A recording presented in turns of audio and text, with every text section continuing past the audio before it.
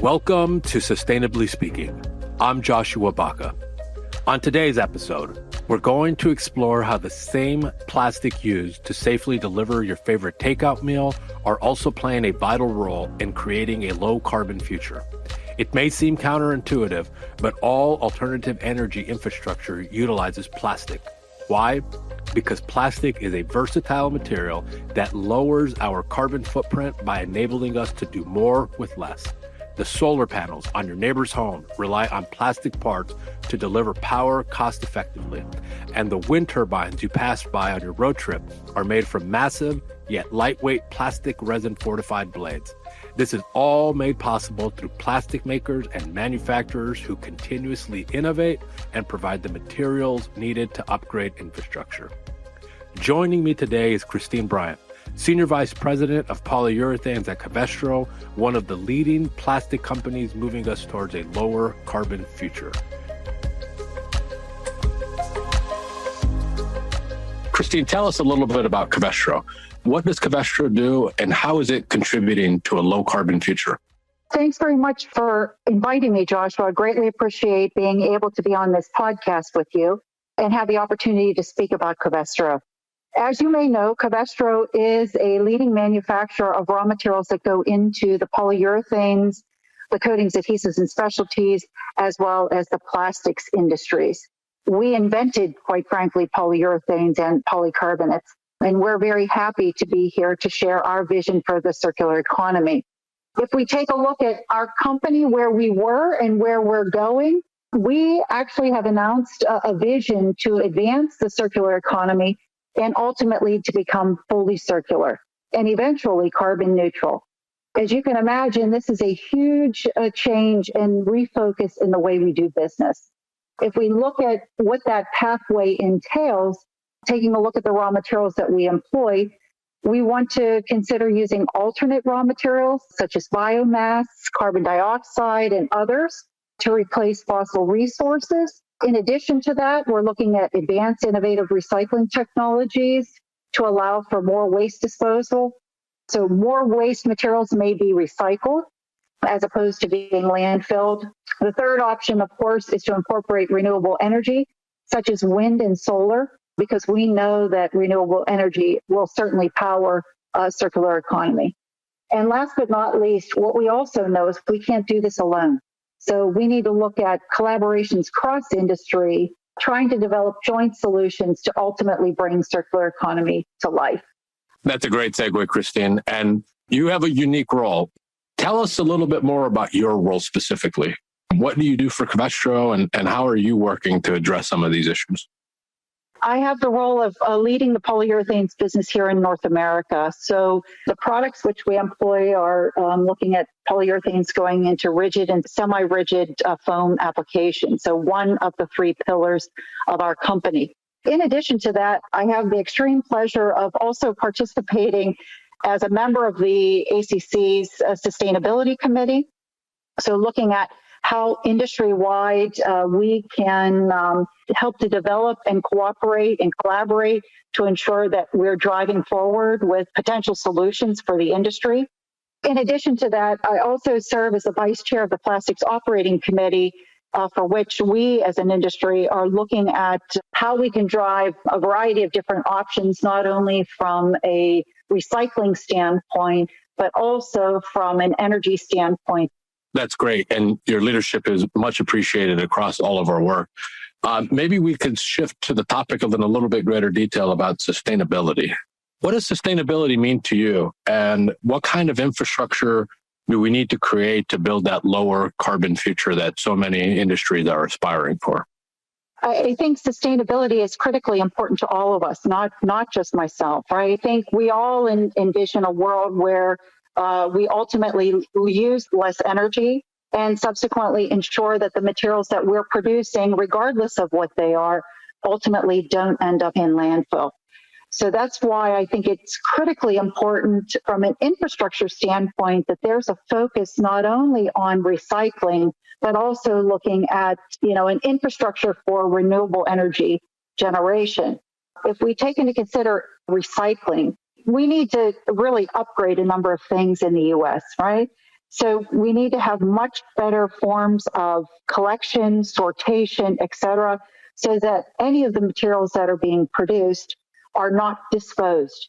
Some way, shape, or form, we take those materials and they can subsequently be produced or reproduced into new materials and products. This can be done through mechanical recycling, which is currently used in a number of plastic applications and polyurethane applications where a plastics product may be reused in clothing, let's say, for example. But in addition to that, the industry is also a big proponent of advanced recycling methods, such as chemical recycling. And here we're taking a look at those materials that are a bit more difficult to recycle, those that normally may end up in a landfill, some way, shape, or form, ultimately recycling them back into their original components so that they may be used again. So infrastructure means, how do we collect, sort, and then subsequently reuse those materials? Secondly, it's also critically important to build a complementary infrastructure around renewable energy generation. And here we're talking about wind and solar. And both of these application areas are certainly going to help us to transition to a lower carbon future. That's great, Christine. And maybe to kind of build on that thought process a little bit, when we start thinking about a low carbon future, you mentioned the need for wind and for solar and, for reusing and utilizing the resources that we already have more efficiently. This is a question that maybe some of our listeners might not know the answer to or might not even appreciate it. But how does polyurethane, you mentioned polycarbonate, how do these materials actually contribute to making that low carbon future? Joshua, that's a terrific question.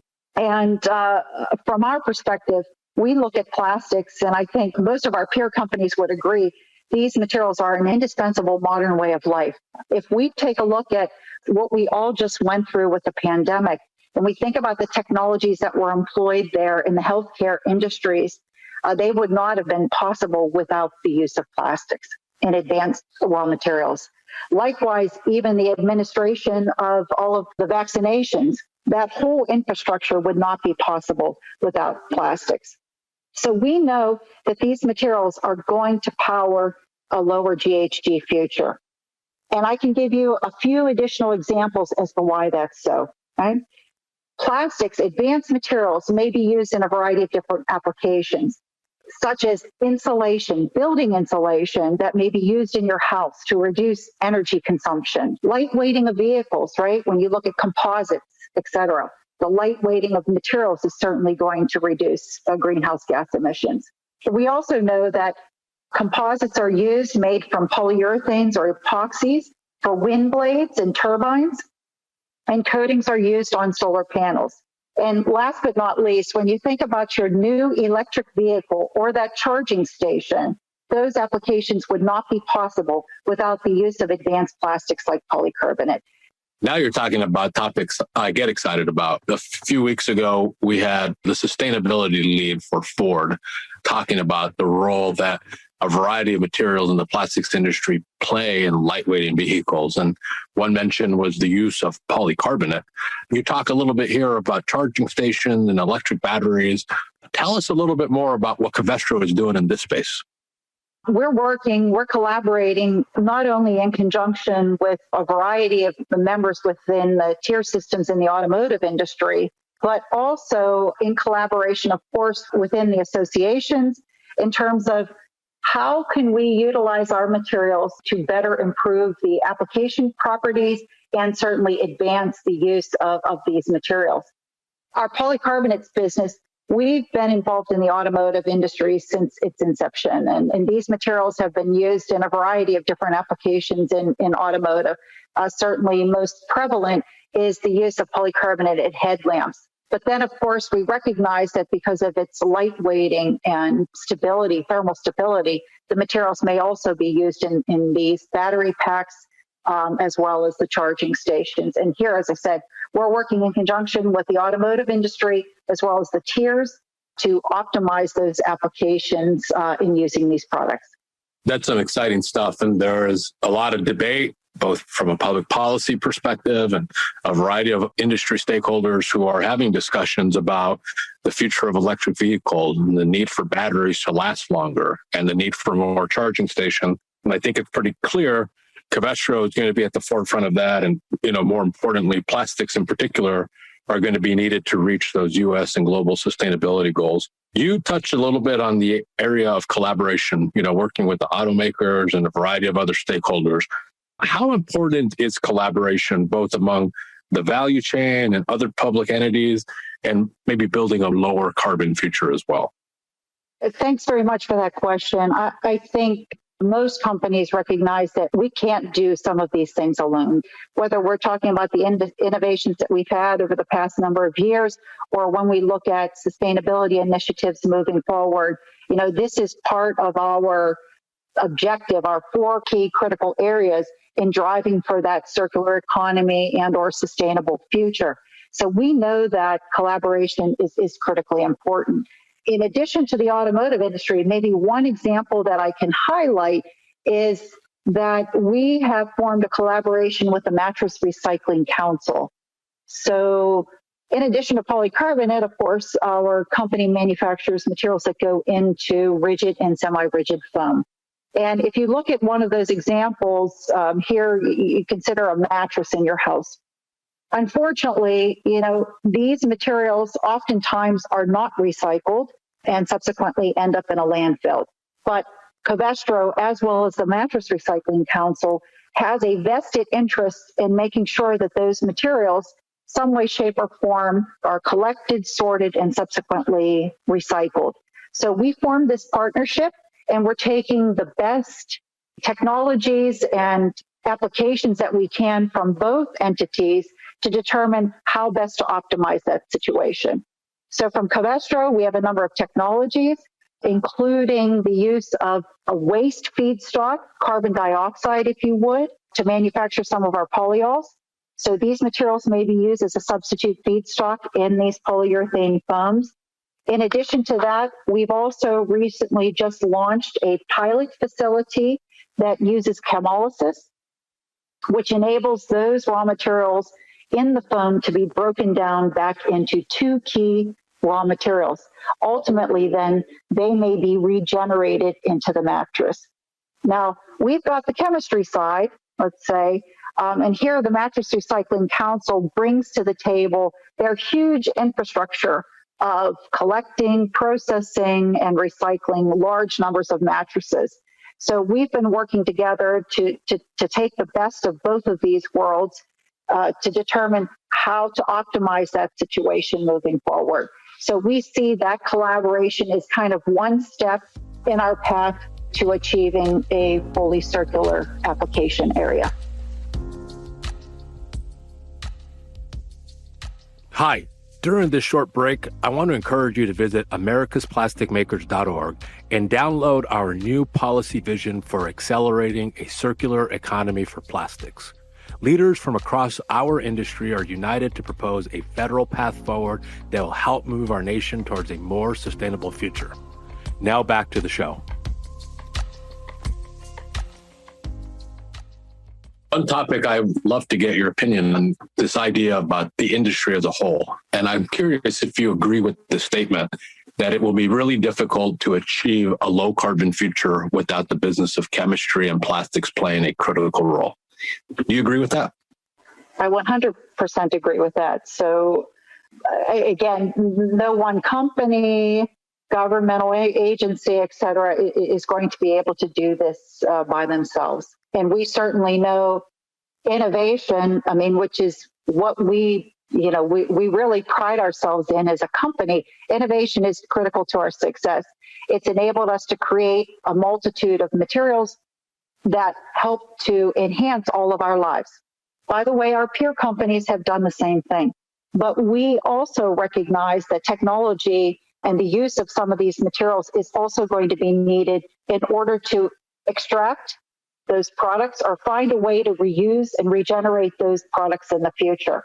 Likewise, there are a number of different other technologies, not only chemical or mechanical recycling that's critically important, but there are other types of technologies that could also be employed when we're thinking about recycling and renewing materials. As one example, blockchain could be considered for sustainability purposes. And here, I think most of us recognize blockchain from the financial world. But if we look at it from a sustainability standpoint or recycling standpoint, if each player in the value chain could supply a separate information block from its process area, and all of that information would be digitized, at the end of the blockchain, a recycling company would have very important information about what can be recycled and how. And we think this is a fantastic boost to closing the material loops and a great example of how new technology can help to reduce carbon emissions. That's a fantastic story. And I bet most listeners probably don't connect the dots around the issue of blockchain and circularity and sustainability. Maybe I can take you back to one other thing you mentioned. I asked you a similar question about the role plastic products play in lightweighting vehicles and reducing greenhouse gas emissions. But you also mentioned the role plastics play in insulating buildings to make them low carbon and to reduce greenhouse gas emissions. Same type of question. To our average listener, they might not understand how plastics are playing that role. Can you elaborate on that a little bit? If you take a look at the term plastics, here we're looking at the term plastics as a broader term. And there are a number of raw materials that may be employed at insulating a building or your home, polyiso board or spray foam insulation. When these materials are employed, you're adding additional insulating properties to your home and subsequently improving the overall performance in saving energy emissions, right? So you don't have to use ultimately as much energy to heat or cool your home. And it's a very, very effective way to minimize the use of energy. And I think that's such an important point you mentioned there. Most end users might only think of plastics being the material that goes into your food packaging, but it is a broad term, and it plays a critical role in addressing a lot of the raw materials that we need to achieve these sustainability goals. Maybe I can ask you a question here and give me your thoughts. You know, what are some bigger picture things that we need to do as a country to continue to build on this low carbon future and making our society more sustainable and caring about these types of issues? Well, that's a challenging question, Joshua, and there are a number of facets to that question. So I think fundamentally, there has to be a demand from end users and markets for more sustainable products. So there has to be this demand. And we have to figure out how to bring through these various value chains to bring these decarbonization strategies to life. From an industry level, we really do want to achieve a lower carbon strategy. But of course, we need direct investments such as initiatives to decarbonize that fit into the broader roadmap to deploy capital towards the most critical and impactful efforts. And of course, for all of us in this industry, there is no one size fits all. And companies, need to consider a variety of different abatement technologies to determine which one of them is ultimately going to fit their sustainability goals. While, of course, even enhancing profitability, right? So also critically important. Well, there are a variety of different technologies that could be employed. And of course, as I said, no one answer is going to be fit for all companies. I mean, you could look at emissions capture, energy abatement techniques, use of lower emissions feedstocks, and improved production proficiencies. So all of these could be employed. And being a global company, we not only have to take a look at the landscape of where we sit here in the U.S., but of course where we are on the global scale as well, as are many other companies. And of course, there are different regulations in all of these countries that will certainly impact the level of decarbonization required to do business. So a lot of things to be considered in this regard. Maybe we could wrap up with a few questions about you. You've had a great career at Covestro. You've told me a little bit about that in our conversations. The issue of a sustainable future is an emerging topic that more people are tuning into on a regular basis, and consumers are demanding a lot of the sustainable solutions. Throughout your career, what are some of the most important lessons you've learned that are guiding you today and addressing some of these critical challenges we face? So I've worked at Covestro for a number of years. And as I stated before, we pride ourselves on technology and innovation. And I actually truly believe, and it's one of the reasons why I've really enjoyed working at this company. We've created a number of products that really make, life more livable and much more productive. And I also know that through innovation, both independently, so as ourselves as a company and collectively, that's the only way that we're going to be able to deliver this new task of a sustainable future. And I also know that we as a company and also as an industry, we have a responsibility to ensure that sustainable future. So I'm very excited about it. To me, again, all of this is, a different form of innovation that we're looking at now to drive this sustainable future. Any final thoughts you'd like to share with our listeners before we wrap up? Just 2 points. And these come from our CEO, Marcus Steilemann. He mentioned this recently during an investor call. And basically, he stated, as an industry, there's 2 transitions that we as an industry have to master. So we know that our industry requires a lot of energy, and we need to figure out a way to become climate neutral and carbon dioxide emission neutral. And we have to figure out how to master that raw material transition from going completely away from oil and gas towards renewable resources, trying to find a way to use those materials again. And then secondly, all of the materials that our industry produces, we need to figure out how to ensure that those materials don't end up in landfills and subsequently don't end up in oceans. It's our job to figure out how best to make sure that they are recycled and reused in some particular way. That's great. Christine, thank you so much for taking time today. We've enjoyed the conversation, and we look forward to talking about these topics with you again soon. Thank you, Joshua. Thank you for listening to this episode of Sustainably Speaking, and a special thank you to Christine for joining us. If you have any thoughts to share from today's episode, consider including it in a rating or review, and be sure to share the podcast with your friends and colleagues. You can also reach us directly at sustainablyspeaking@americasplasticmakers.org. We'll be back in your podcast feeds on August 2nd for a conversation with Huntsman CEO Peter Huntsman about improving energy use in buildings while reducing greenhouse gas emissions. Together, we can change our perspective, our behavior, and the world. I look forward to Sustainably Speaking again soon.